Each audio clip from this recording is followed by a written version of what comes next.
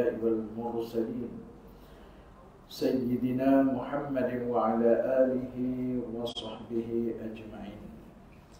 رب اشرح لي صدري ويسر لي أمري واحلل عقدة من لساني يفقه قولي.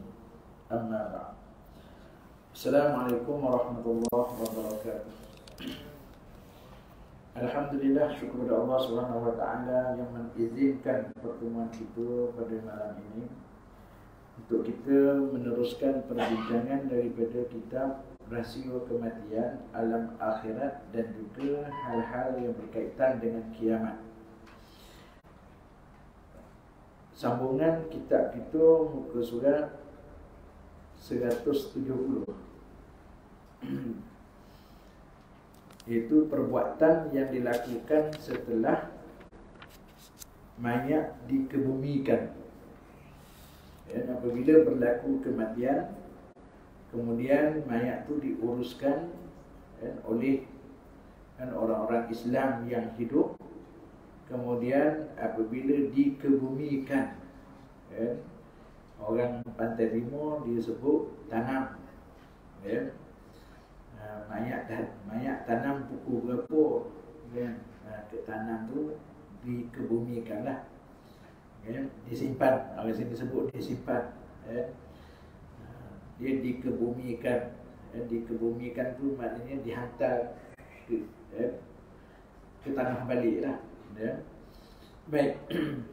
Al-Ajiri Abu Bakar Muhammad bin Al-Husain dalam kitab dia An-Nasihah, dia berkata, dipandang sebagai suatu kebaikan untuk berhenti sebentar setelah mayat dikebumikan dan berdoa bagi mayat di hadapannya agar diberi keteguhan. Dua perkara yang kita disuruh buat. Jadi kata Al-Ajiri Abu Bakar Muhammad bin Husain tadi, dia suruh kita buat apa? Yang pertama, berhenti sebentar setelah mayat dikebumikan. Berhenti sebentar tu maksudnya tunggu sekejap, janganlah lepas ditanam, dikebumikan tu kemudian langsung pakat balik ramai-ramai. Sabarlah, tunggu sekejap. Untuk apa tunggu tu? Tunggunya ialah untuk berdoa. Kita nak hadiahkan, nak sedekahkan doa kepada mayat tadi. Doa tu doa yang macam mana? Iaitulah doa agar diberi keteguhan.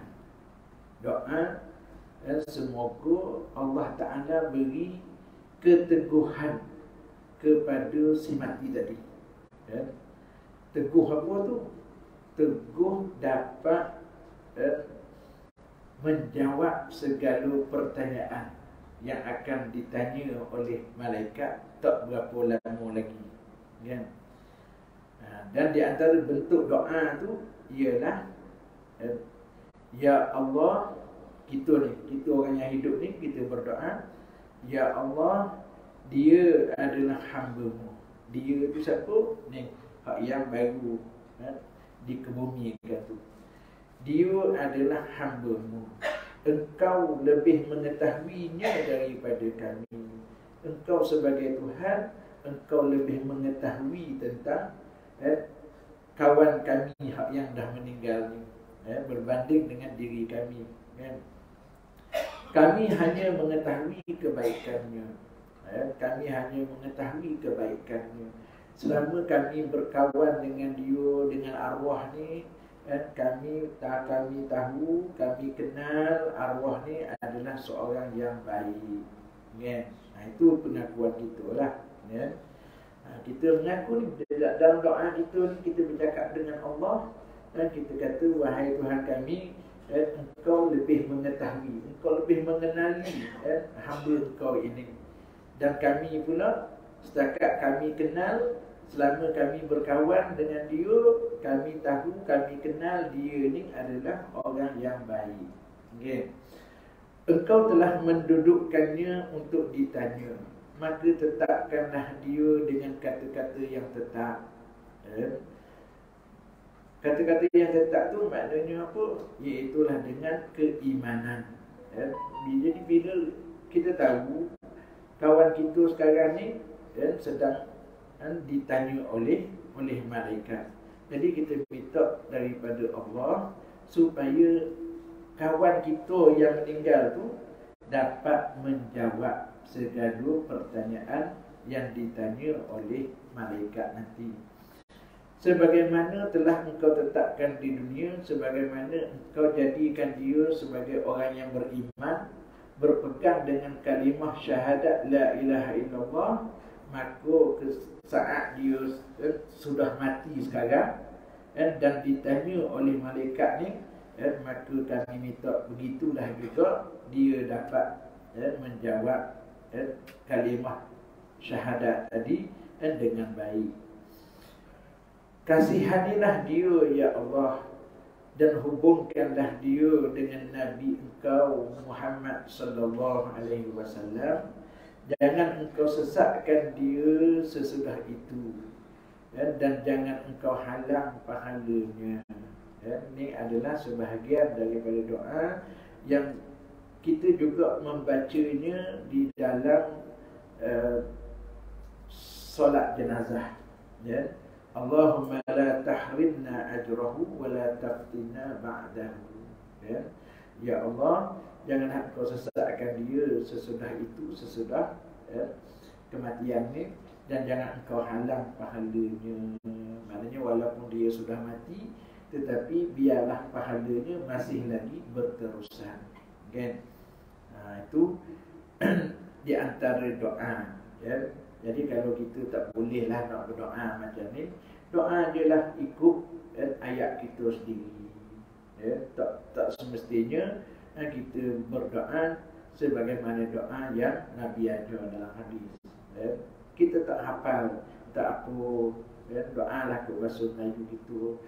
Ya Allah, ya Tuhan aku, engkau jadi saksi, ya Allah, aku nak beritahu kepada engkau, ya Allah, kawan aku yang mati ni, dia ni sangat baik, ya Allah. Setakat aku berkawan dengan dia, tak pernah aku nampak dia buat benda yang tak senonoh.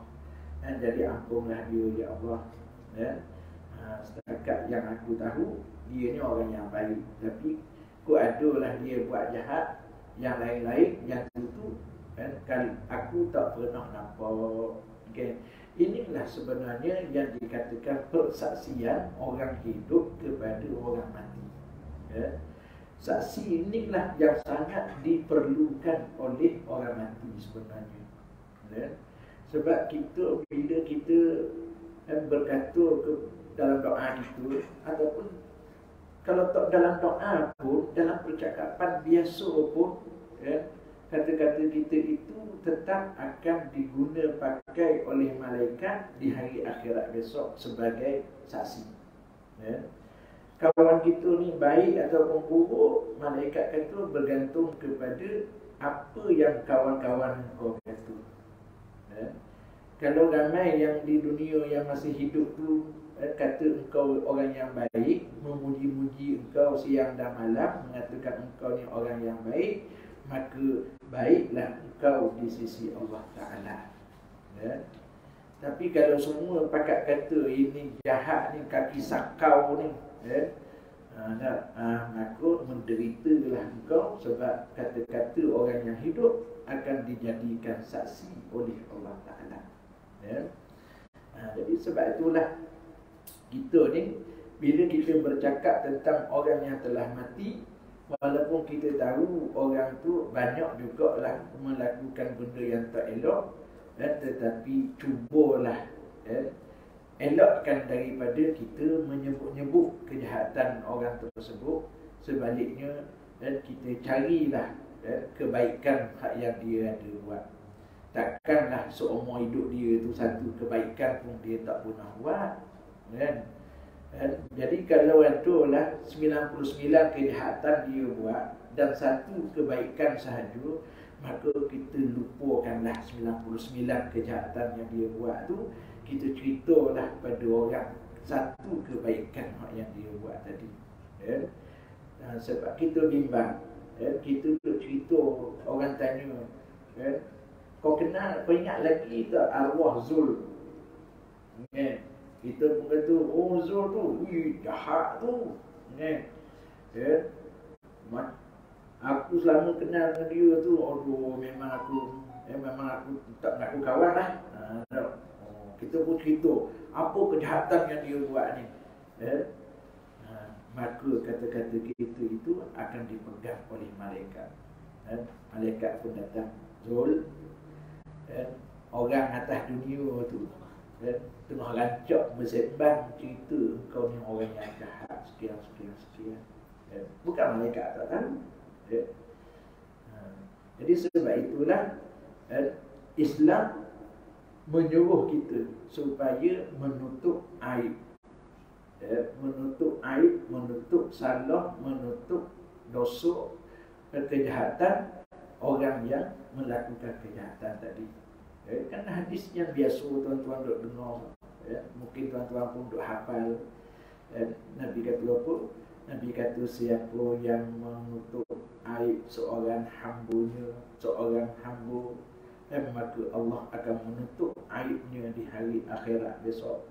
Siapa yang mendedahkan aib seorang hamba, maka Allah akan dedahkan aib dan kesalahannya di hari akhirat besok. Cukup dah tuan-tuan hadis ni. Tak payah kita nak ambil hadis lain dah. Cukup dah dengan hadis yang satu ni untuk mengingatkan kita, jangan kita ni suka nak menceritakan keburukan orang. Buruk diri sendiri pun tak dapat kita nak tutup, apatah lagi tu buruk orang. Dan sibukkan diri dengan mengingati buruk kita je. Jangan duk sibuk dengan buruk orang. Buruk kita sendiri pun kita tak terjaga. Ingat amaran Nabi, siapa yang dedahkan keburukan orang, hari akhirat besok Allah dedahkan keburukan dia. Tuan-tuan nak ke di hari akhirat besok semua orang tahu tuan-tuan ni orang yang jahat? Kita kalau boleh segala bentuk maksiat dan dosa ni kita tak nak orang lain tahu. Sebab itu siapa yang tak boleh lah nak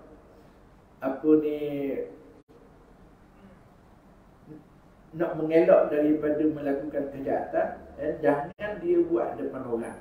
Jangan buat depan orang. Kita ambil contoh lah, kita ni orang yang isap rokok, kata-kata. Nak isap rokok, tapi jangan isap depan orang. Sebab apa? Sebab yang pertama kita akan menjadi contoh kepada orang. Kau isap rokok ke Zul? Betul. Kau tahu tak rokok ni sebenarnya bina salah lah, dosa lah, apa semua harap. Zul pun jawab, ustaz sendiri pun isap rokok. Itu hari selangka je, lepas habis kuliah, makan kat dewan, lepas tu isap rokok. Ustaz. Dah, kita dah dijadikan sebagai model. Apa benda orang buat, orang kata ustaz buat okey je. Dah. Maka kita menjadi contoh yang tidak baik kepada orang lain. Jadi kalau kita nak isap rokok, cari tempat yang orang tak nampak.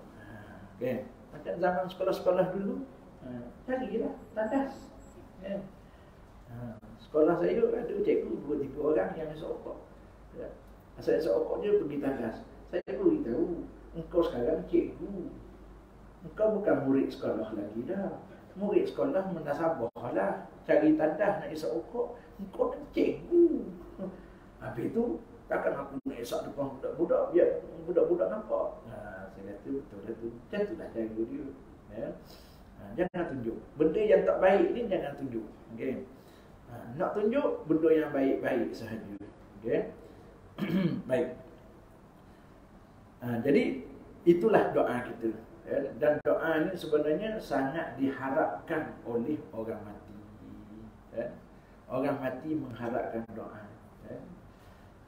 Abu Abdullah At-Tirmizi berkata, berhenti berhampiran kubur dan mendoakan iman yang teguh. Mendoakan iman yang teguh ni maknanya kita mendoakan semoga mayat tadi dapat menjawab pertanyaan-pertanyaan malaikat. Jadi dia kata berhenti dan mendoakan iman yang teguh bagi mayat sesudah dikebumikan amat membantu mayat. Tengok kan. Doa kita ni sangat-sangat diperlukan dan sangat-sangat dinanti-nantikan oleh orang yang mati. Kan? Tak kira lah hak yang baru meninggal ataupun yang telah lama meninggal. Kan? Jadi doa ni sangat diperlukan dan sangat membantu dan mayat dan sesudah dia dikebumikan. Dan selain daripada ibadat solat, kan? Ibadat solat membantu kita ketika kita mati besok. Begitu juga dengan doa daripada saudara-saudara, sahabat-sahabat yang masih hidup tadi. Kerana solat jemaah yang dilakukan orang mukmin laksana pasukan baginya yang berkumpul di depan pintu kerajaan untuk membantunya. Ya. Kita solat berjemaah beramai-ramai, kita menghadap Allah. Ya. Minta daripada Allah. Berbanding kalau kita semayang seorang diri. Semayang seorang diri minta daripada Allah juga. Berjemaah minta daripada Allah Ta'ala juga. Tapi permohonan yang manakah yang mudah diterima oleh Allah? Permohonan daripada individu ke daripada kumpulan orang ramai? Tuan datang berjumpa dengan menteri besar, datang seorang diri. Setiap usaha datang, Assalamualaikum MB, kan? Sebelum tu saya nak tahniah lah sebab menang lagi, kan? Saya ni wakil daripada Surau An-Nur Fasa 3E, kan? Nak minta sikit sumbangan, kan? Seorang diri gitu, kan? Cuba bayangkan kalau kita datang 20 orang, kan? Pengurusi dengan setiausaha bendahari 20 orang, sampaikan MB terpaksa minta tolong pembantu dia ambil kursi bilik sebelah tu ni, tambah lagi ni. Dan sampaikan duduk bersilur atas lantai, kan? MB tanya, ni apa hal ramai-ramai datang ni, kan? Berbanding dengan orang yang datang seorang diri, mana lebih mudah untuk diluluskan permohonan? Hak ramai ni lagi mudah. Sebab apa? Sebab nampak kesungguhan kita. Kita bersepakat, kan? Dan mungkin tidak ada unsur-unsur penipuan. Kalau datang seorang, mungkin kalau dapat tu mungkin dia separuh masuk poket, okay. Tapi kalau ramai-ramai ni tak dapat, kita nak buat gitu sebab banyak mata yang memandang, okay. Jadi MB pun dia pun serabut bila tengok ramai sangat dalam bilik dia. Dia nak suruh kita cepat balik, dia pun jawab, dia kata okeylah, permohonan diluluskan, okey, tuan-tuan boleh balik. Kan senang cerita tu, kan? Kalau kita datang seorang, dia ajak sembang dulu, cerita dulu surau macam mana, aktiviti surau macam mana, gini-gini, ramai pembangkang ke tidak, ustaz-ustaz yang datang situ tu sebelah mana, sokong saya ke ataupun pembangkang, okay. Jadi banyak cerita pula, okay. Jadi kalau ramai ni dia malas nak tu tau. Sebab dan solat Jumaat, solat berjemaah juga. Dan hebatnya solat berjemaah dengan berbanding dengan orang yang sembahyang seorang diri ni. Dan sebab kalau sembahyang berjemaah, di dalam jemaah tu ada orang yang solatnya tak berapa cantik, dan solatnya ada sedikit kecacatan. Allah tak pandang kecacatan orang yang sembahyang dalam berjemaah tadi. Dan umpama kita buat perbandingan, kita beli barang yang dijual secara pukan, secara borong, ya. Kita nak beli bawang merah, ya. Saya ambil contoh bawang merah sebab dapur rumah saya tadi nampak ada satu guni bawang merah, ya. Orang rumah saya beli, ya. Nampak banyaknya, macam nak buat tanduri tu. Habis tu nak beli 3 biji tak boleh, ya. Lain kalau boleh buka apa semua, nak ambil 3 biji je, kan? Ni nak mesti syarat dia satu guni kecil tu lah, bukan guni besar, guni kecil, kan? Katakanlah tuan-tuan pergi ke pasar, pergi ke kedai nak beli bawang. Bawangnya dijual secara borong macam tu, satu guni, kan? Dilarang buka, ya. Tuan-tuan tengok dalam guni bawang tu ada 3-4 biji tu buruk, ya. Boleh tak kita nak ambil buang, nak ganti, nak tukar dengan hak lain? Ya. Tak boleh. Kan? Dia dah ikat dah seal lah tu. Ya. RM30 nak ambil. Buruk ada berapa biji dalam, tu tak peduli. Ya. Orang Terengganu kata take it or leave it. Okay. Ya. Nak ambil, tak nak sudah. Okay. Jadi kita pun kelik-kelik tengok, ada 3 biji buruk dalam tu. Nak buang tak boleh. Jadi ambillah juga, bayar, beli, buat balik. Okay. Solat berjemaah begitu juga. Dalam 30 orang yang berjemaah sedang semayang ni, adalah 3-4 orang hak semayangnya tak berapa cantik, posyok dia, entah ke mana apa semua. Hebatnya solat berjemaah, Allah Ta'ala terima semua sekali. Allah Ta'ala terima semua sekali. Malaikat kata, wahai Tuhan, dalam ramai-ramai 30 orang yang semayang tu, ada 3 orang tu semayang dia tu macam main-main je. Tuhan kata, aku tak peduli, aku ambil semua sekali. Solat hamba-Ku itu. Kalau semayang seorang macam mana pula? Tuhan akan tengok berapa aku nak terima, berapa aku nak tolak. Tapi kalau berjemaah tak.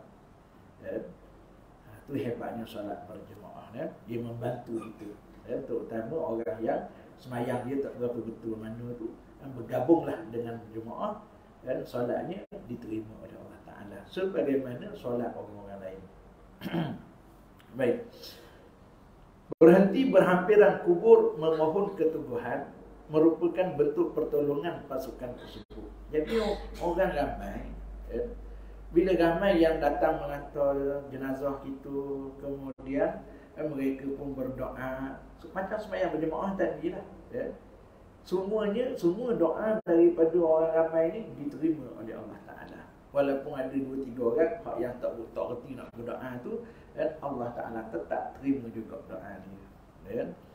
Itu hebatnya bila kita berdoa beramai-ramai. Kerana pada masa itu mayat dalam keadaan yang amat kacau dan bingung. Kita ni tak pernah ada pengalaman merasai kematian. Tiba-tiba mati. Lainlah kalau macam tuan-tuan pernah 3-4 kali dah rasa mati. Tiba-tiba mati lagi sekali, tuan-tuan relax je, kan? Kalau dah pernah lah rasa, ada yang pernah rasa. Nah, semua kita sekarang ni belum lagi merasai, belum ada pengalaman mati. Tapi pengalaman koma, itu ada, kan? Saya pernah tanya beberapa orang, kan? Sebab yalah kita baca dalam kitab, ada ulama kata macam ni. Jadi kita tak tahu, kita tanya. Jadi tanyalah seorang dua kawan-kawan hak yang pernah dikomakan selama sebulan. Bila saya tanya, semasa Pak Cik koma dulu 10 hari dulu, apa yang Pak Cik rasa? Rasa macam dia pun cerita satu. Saya dengar suara orang bercakap. Saya dengar ada orang yang datang duduk sebelah saya, berbisik dengan saya. Saya dengar suara anak saya apa semua. Tapi saya tak nak jawab. Seolah-olah macam saya ni orang yang baru saja mati, dia kata. Dengar suara orang. Macam kita ni, bila kita mati besok, macam tu lah lebih kurang. Kita dengar suara orang, tapi kita nak menjawab tak boleh. Orang yang koma ni, telinga dia, saya tanya doktor, telinga dia masih lagi berfungsi. Walaupun anggota lain, panca indera lain, mata apa semua ni tak boleh, tapi dia kata, doktor kata telinga dia masih lagi mendengar. Sebab tu baby baru lahir, kita bisikkan azan dan iqamah. Mata tak buka lagi, mata tak celak pun lagi.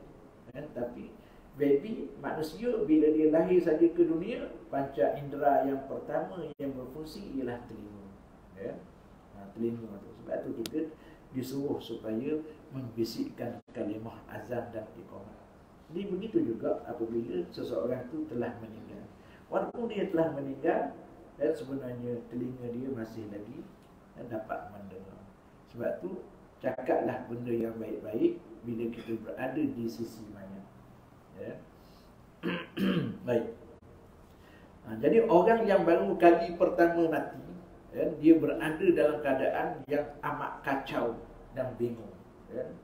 Apa benda yang berlaku pada aku ni? Ya, aku ni dah mati ke? Okay. Ya, dia akan terkejut. Ya. Dia akan terkejut. Lebih-lebih lagi orang yang mati tanpa ada apa-apa signal sebelumnya. Ya. Kalau kita contohnya macam sakit ke seminggu lepas tu baru meninggal, dan insya-Allah persediaan nak mati tu kita dah ada walaupun sedikit. Tapi hak yang mati mengejut tu. Ya. Mati kena langgar di kereta, berdebam, jatuh terus mati. Ya. Tengah-tengah duduk buat rakaman kuliah tiba-tiba mati. Okay. Yang merakam, bukan yang sedang dirakam. Okay. Jadi mati mengejut macam tu. Okay. Kita akan bertanya, aku ni di mana sekarang? Okay. Tadi cerah je, nampak orang ramai dan nampak kawan, nampak ustaz duduk depan. Tiba-tiba gelap. Tiba-tiba gelap. Bukan blackout elektrik, tapi kerana kita telah berpindah ke alam lain. Tanpa sebarang persediaan. Jadi kalau orang yang mati keadaan macam tu, lagilah huru-hara kehidupan dia.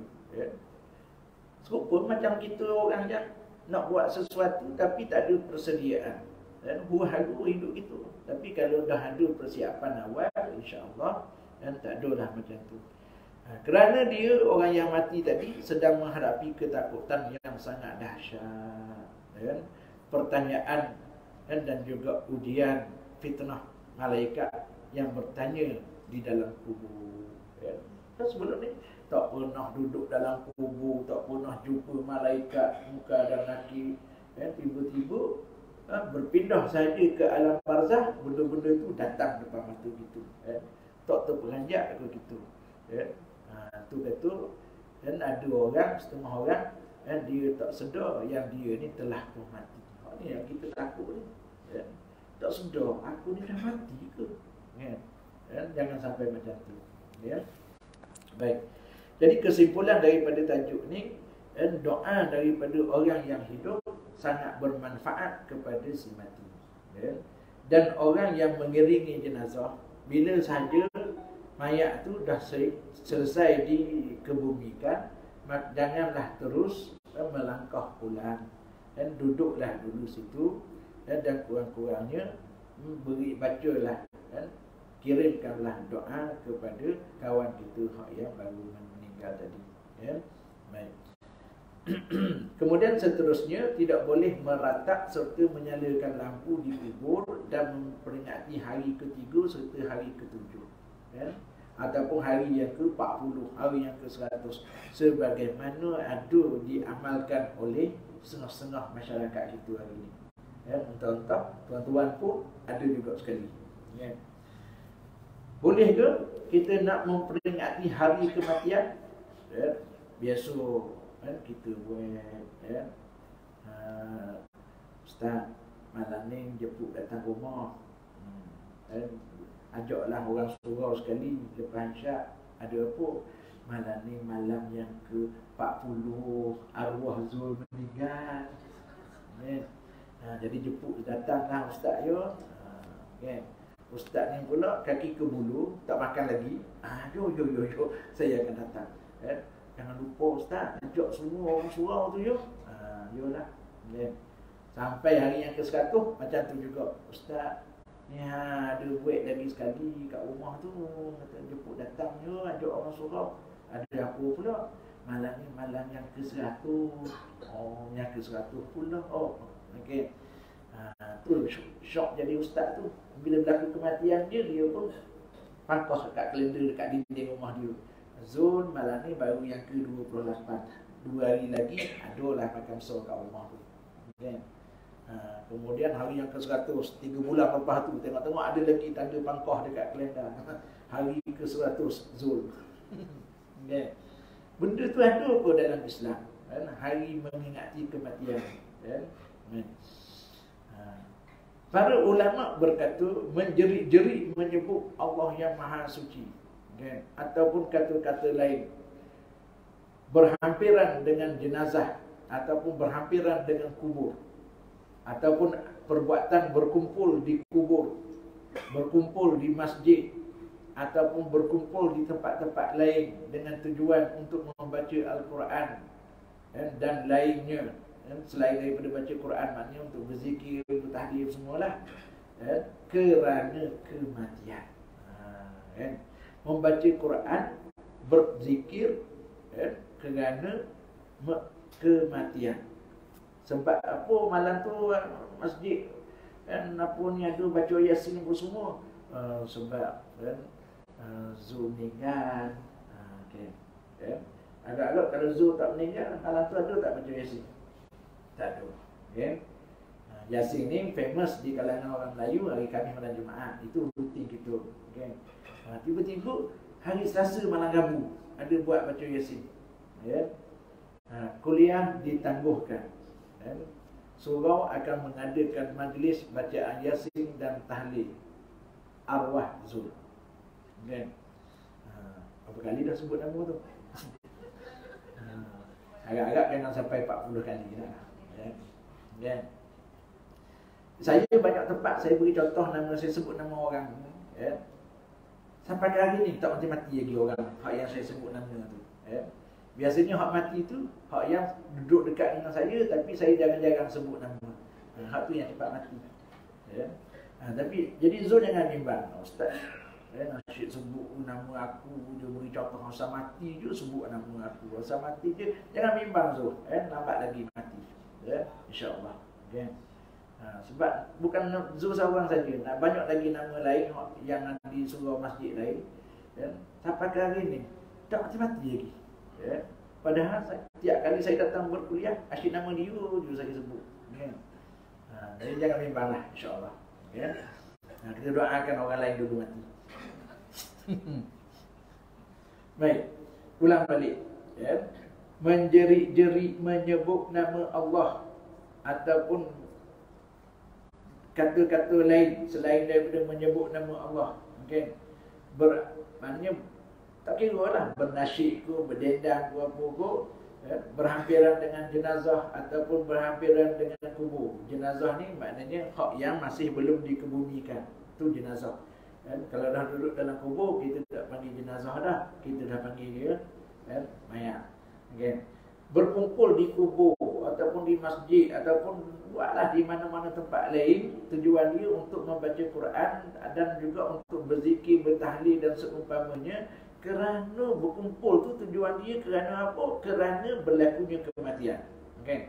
Ataupun bukan dia berkumpul dengan orang yang mati, tapi dia berkumpul dekat dengan keluarga si mati. Maknanya si mati itu sudah pun dikebumikan. Malam tu dia berkumpul di rumah keluarga si mati. Menghidangkan makanan. Pergi ke rumah keluarga si mati itu, berkumpul ramai-ramai. Kemudian dihidangkan makanan dan bermalam di rumahnya. Bermalam di rumah ni bukan maksudnya bermalam sini, maknanya tidur. Maknanya sepanjang malam tu ada di rumah tu. Macam kita datang pukul 9 buat tahlil, pukul 11 baru balik. Itu dikira bermalam lah tu. Ini semua ini kata, siapa kata ni? Bukan saya kata, kata pengarang kitab. Semua ini adalah perilaku ataupun perbuatan orang-orang jahiliyah. Orang-orang jahiliyah seperti makanan yang dibuat oleh keluarga si mati pada hari ke-7. Buat jamuan, panggil orang ramai, panggil orang surau masjid, datang rumah. Sebab apa?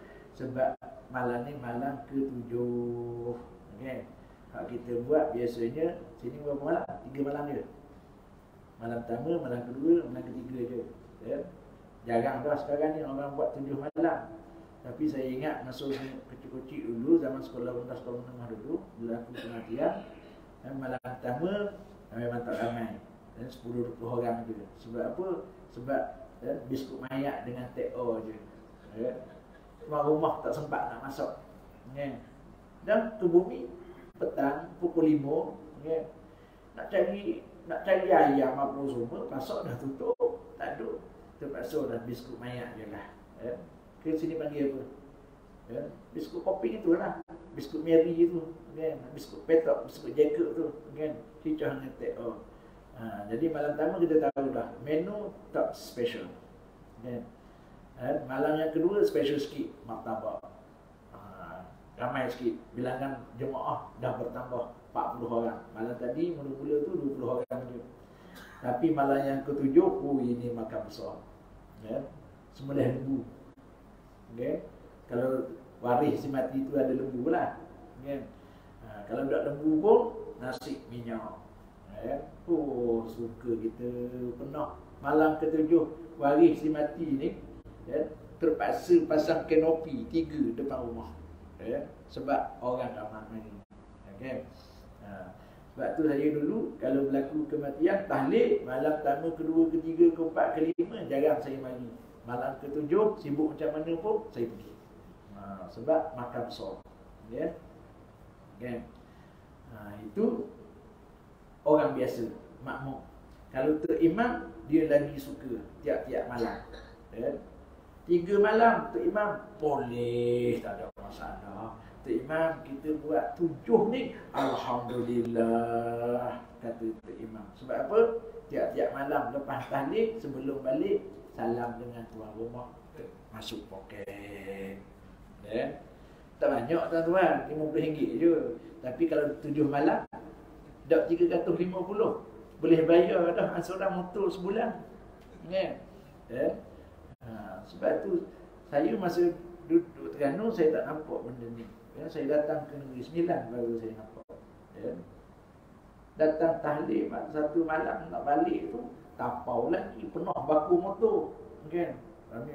Ustaz ni sebelum balik, Ustaz ni letak dalam baku motor. Apa benda ni? Tengok dalam nasi ada lauk, ada acor, ada apa semua, kan? Cuma teh tarik je tak ada, kan? Kemudian masuk poket pula.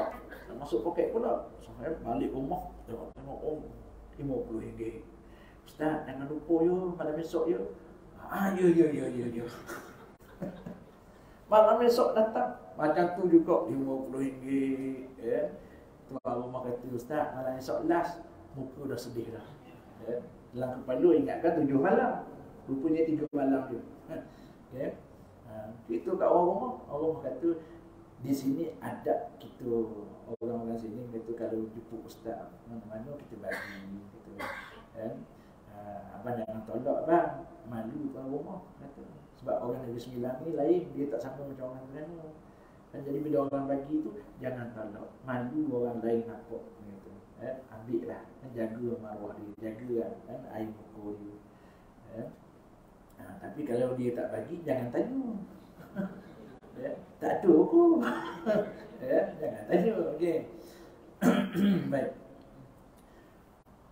Orang berkumpul di sana untuk menunjukkan dekat dan kasih sayang kepada si mati. Kenapa kita datang duduk ramai-ramai rumah si mati ni? Untuk menunjukkan kepada waris si mati, yang si mati ni orang yang sangat rapat dengan kita sangat sayang kat dia, kan?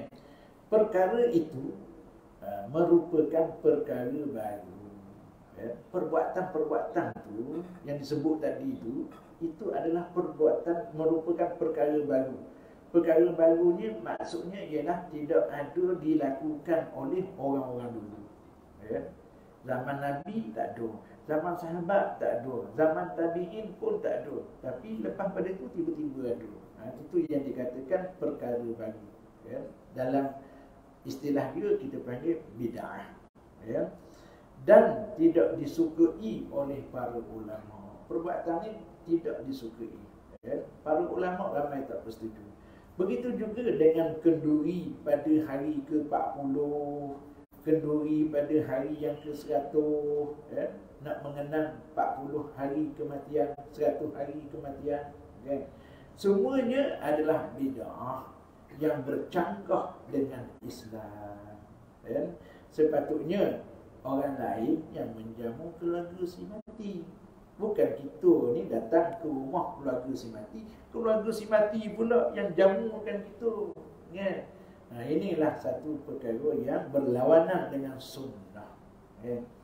Nabi SAW ketika peristiwa kematian Sayyidina Ja'far bin Abi Talib, ya, Ja'far mati terbunuh dalam medan perang, ya. Nabi beritahu kepada orang ramai, Nabi kata sesungguhnya keluarga Ja'far sekarang sedang dirundung masalah, sedang dirundung kesedihan, ya. Ya. Jadi kamu sebagai jiran-jiran, Nabi kata sediakanlah makan minum untuk keluarga si Ja'far tadi, ya. Anak-anak dia kelaparan. Sebab apa? Sebab mak tak masak. Sebab apa mak tak masak? Sebab mak menangis daripada pagi sampai ke petang, ya. Abang Zul meninggal, okay. Jadi mak tak ada nafsu nak pergi ke dapur nak masak untuk anak-anak. Anak-anak pula nak masak sendiri tak reti sebab kecil berlaku lagi.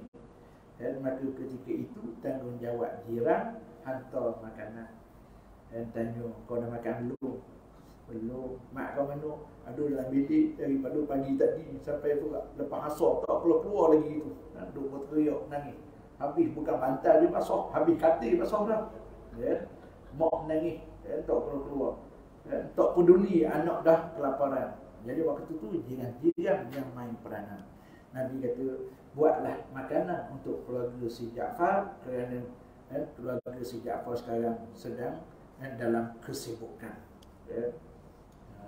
Yang sepatutnya bila berlaku kematian, bukan keluarga orang yang mati itu menyediakan makanan, sepatutnya kita yang pergi hantar makanan, ya. Jadi bila berlaku satu-satu kematian, kita orang surau jangan tunggu, ya. Malam ni mesti dapat makan free, dah. Sebab apa? Sebab tadi ada kematian, ya. Ramai orang dia berharap macam tu, ya. Kurang-kurang 3 malam dah safe dah kita ni, makan malam kita ni, ya. Jadi jangan berharap sedemikian.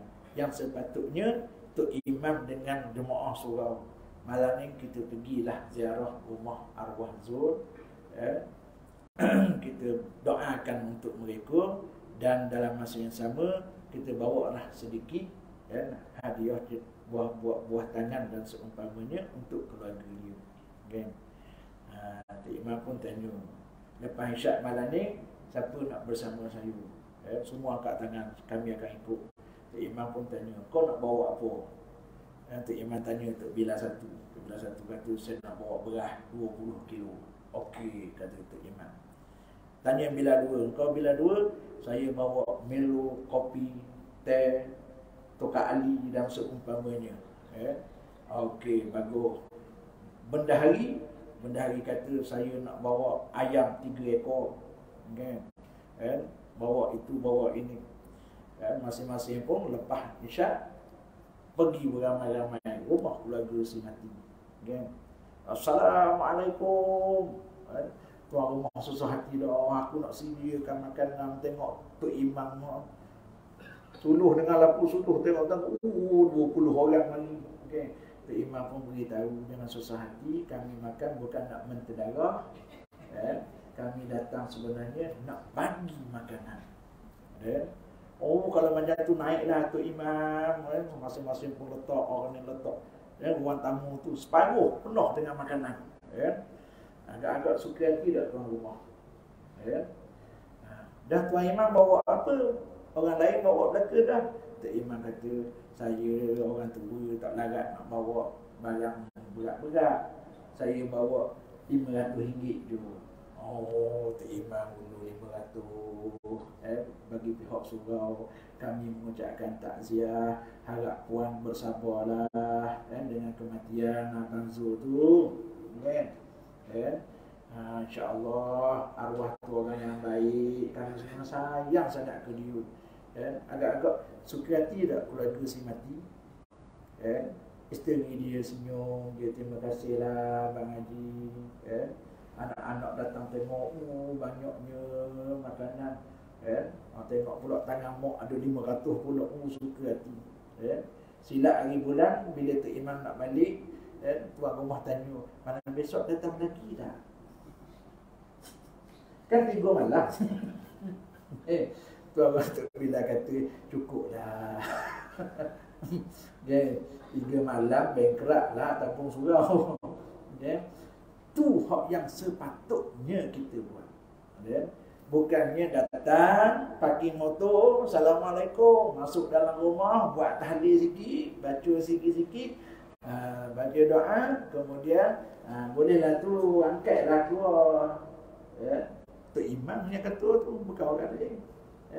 Tuan rumah pun kata, dah sudah ke? Masing-masing pun semua pergi ke dapur, angkat makanan, letak apa semua ni. Kita menyusahkan tuan rumah. Tuan rumah dah lah sedih. 2,000 lebih menguruskan kematian. Tiba-tiba datang pula jemaah surau nak mentedarah. Tak menyusahkan tu? Menyusahkan. Adakah Islam ajar macam tu? Dah. Yang Islam ajar macam saya sebut tadi, kita pergi hantar makanan ke rumah waris si mati tadi. Tak ada makanan, sekarang ni orang lebih memerlukan duit.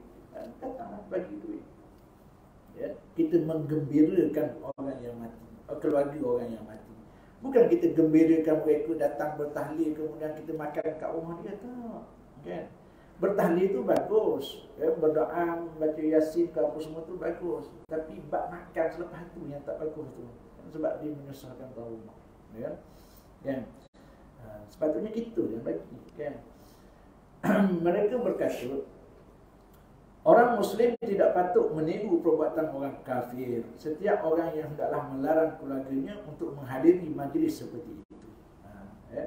Jadi amalan kita ni datang ke rumah keluarga si mati, untuk nak makan, minum apa semua ni, sepatutnya hendaklah kita larang.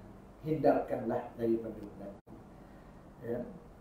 Tapi kalau kita datang dengan tujuan untuk menghiburkan si keluarga si mati dengan berdoa dan seumpamanya, itu tak ada masalah. Saya pernah bincang dengan kawan-kawan dari Jabatan Agama. Dia kata tahlil ni sebenarnya tak salah. Sebab ada orang yang mengatakan tahlil ni bid'ah, perkara baru dalam Islam. Memang kita akui bahawa Nabi SAW ketika zaman Nabi, sahabat-sahabat meninggal, ada tak Nabi pergi rumah buat tahlil? Tak ada riwayat pun mengatakan Nabi pergi ke rumah keluarga si mati buat tahlil, ajak kalau sahabat-sahabat yang lain. Tak ada, kan? Tetapi walaupun Nabi tak buat, adakah perbuatan tu salah? Kan? Ada perbuatan yang Nabi tak buat, kita boleh buat, kan? Jadi contohnya macam tadi, kita pergi rumah untuk menghiburkan keluarga si mati, yang itu tu memang ada, Nabi suruh, kan? Nabi suruh kita pergi bertakziah ni dalam masa, ada setengah kitab tu dia kata bertakziah dalam masa 3 hari. Tapi sebenarnya ada satu kitab yang saya baca tu, takziah ni dia tidak ada limit masuk, kan? Selepas pada seminggu pun tak apa kita nak mengucapkan takziah. Tapi banyak kitab mengatakan takziah ni sebaik-baiknya jangan melebihi 3 hari. Sebab apa? Sebab lepas 3 hari biasanya keluarga si mati ni dia dah mula kurang dah kesedihan dia. Tiba-tiba datang pula Haji Ayub, pakcik ucap takziah dah, kawan ni pun ingat balik kepada si mati tadi. Dah berteriak pula, okay. Kawan tu baru nak cool down, okay. Jadi sebab tu banyak kita kata takziah ni jangan melebihi 3 hari. Tapi sebenarnya takziah ni tak ada masalah kalau dia dah melebihi 3 hari pun, kan? Jadi dia kata perbuatan kalau adalah amalan tu dilakukan, maka hendaklah kita larang, biar jangan buatlah benda tu. Kalau pergi sekadar untuk nak ucapkan takziah, nak hiburkan keluarga si mati, nak beri hadiah, nak beri buah tangan, makanan dan seumpamanya seperti yang disyorkan oleh Nabi itu tak ada masalah, teruskan. Jadi yang menjadi masalahnya ialah kita menunggu untuk makan. Yang tu sebab makan ni tak dibenarkan. Nabi suruh kita yang bawa makan dan bukan tuan rumah yang menyediakan makan. Okay. Tetapi sekiranya tuan rumah tu kata tak menyusahkan pun, saya pun hidang pun tak bukannya banyak, silalah, minumlah atau makanlah apa yang ada ni. Okay. Maka ketika itu tak ada masalah, bolehlah. Kan kita tolakkan masing-masing pakat balik dulu. Kesian pula tuan rumah, air satu celik buat, satu jam, tak ada seorang pun datang minum. Okay, jadi sedih pula tuan rumah. Okay, jadi sama-sama kita bertimbang rasa lah. Jangan pula teriman tanya, malam esok masak apa? Kami nak datang malam esok ni masak apa? Janganlah demand macam tu. Kan? Biasanya malam ke-7, biasanya kambing, kata teriman. Sedih tuan rumah. Okay? Baik. Jadi sebenarnya dia kata perbuatan makan di rumah orang yang mati ni adalah amalan daripada perbuatan orang kafir. Ya. Begitu juga dia kata perbuatan seperti menampar-nampar pipi, menarik-narik rambut, mengayak-ngayakkan baju atau merintih, meratap, meraung dan seumpamanya ketika mendapat musibah, terutamanya ketika berlaku kematian. Perbuatan tersebut itu adalah perbuatan yang tidak membawa pahala. Bahkan kita kena ingat dia kadang-kadang boleh bawa kepada kekufuran. Sebab kita tak redha dengan qada dan qadar Allah Subhanahu wa taala. Ini amalan orang jahiliah dulu. Di kalangan kita orang Melayu ni saya tak pernah dah tengok sampai macam tu. Tapi pernah saya dengar ada orang cerita, ada seorang tu dia tak nak terima anak dia mati. Anak dia baru je habis belajar, baru je dapat kerja. Bapa hantar sampai ke Gemas. Okay. Tempat anak tu baru dapat posting, dapat mengajar. Tiba-tiba 3 hari mengajar, meninggal. Accident. Okay. Yang SK Gemas tu anak saya. Okay. Baru habis belajar dekat maktab di Kota Kinabalu dulu 5 tahun belajar situ, dapat surat baru ni lapor diri di sekolah kebahasaan Gemas. Saya pergi hantarlah, cari rumah sewa apa semua. Bayangkan anak kita, okay? Baru je posting, baru je mengajar 3-4 hari, tiba-tiba accident, meninggal. Waliyahzubillah. Okay? Bagaimana perasaan seorang ayah, seorang ibu? Merau. Anak dahlah dalam 5 orang anak, dia seorang je lelaki. Anak saya 5 orang. 2 yang pertama perempuan, 2 yang terakhir perempuan. Anak jantan saya ni tengah-tengah. Itulah harapan bila kita mati besok, dia lah yang akan menjadi pengganti kita sebagai ketua keluarga, yang menjadi wali untuk adik-adik dan kakak-kakak dia nak kahwin besok. Tiba-tiba meninggal dunia. Anak harapan kita. Tak meraung tu. Jadi ada kawan saya cerita, dia kata ada seorang ibu, dia kata seorang perempuan, dia kata anak dia macam tu lah. Baru habis belajar dapat kerja, kemudian kerja tak sampai pun lagi sebulan, gaji pertama tak kecat lagi, meninggal accident atas apa ni jabatan. Meraung ibu tu berguling-guling atas tanah. Orang datang beritahu, kata anak kau meninggal accident atas jabatan. Tengah sapu sampah. Tengah sapu sampah bawah depan rumah. Orang ni datang beritahu. Campak batang penyapu tu meraung berguling atas tanah. Menyebut-nyebut nama anak aku.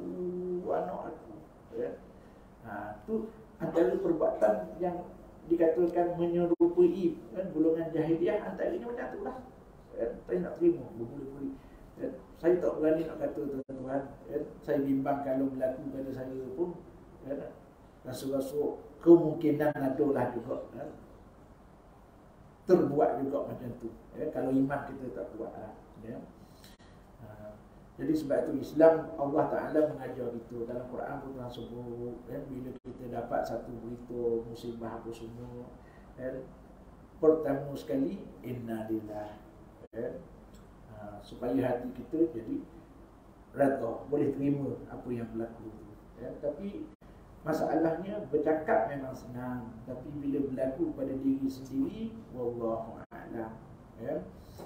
Baik tuan-tuan, cukuplah setakat itu dulu untuk malam ni. Mudah-mudahan Allah menjadikan kita daripada kalangan hamba-Nya yang sentiasa berpegang kepada sunnah dan menjauhi perkara-perkara bid'ah. Wallahu a'lam. Aqulu qawli hadza, astaghfirullahalazim li wa lakum. Wassalamualaikum warahmatullahi wabarakatuh.